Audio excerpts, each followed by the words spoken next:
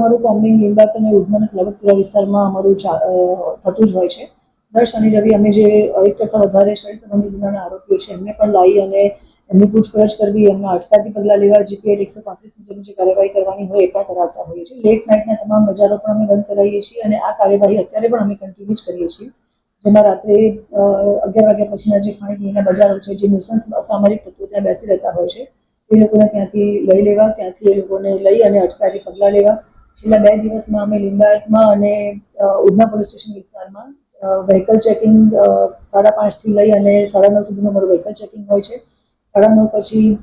10ની આસપાસ 10 વાગ્યા પછી અમે જ્યારે 11 વાગે બજાર બંધ કરવા માટે જઈએ છીએ ત્યારે તમામ વિસ્તારમાં ખાણીપીણીના બજાર જે નુસંસ બેઠા હોય છે, જે અસામાજિક તત્વો બેસેલા હોય છે, એ લોકોને અમે લોકો ત્યાંથી લઈ અને અટકાયતી પગલાં પણ લેતા હોઈએ છીએ. અને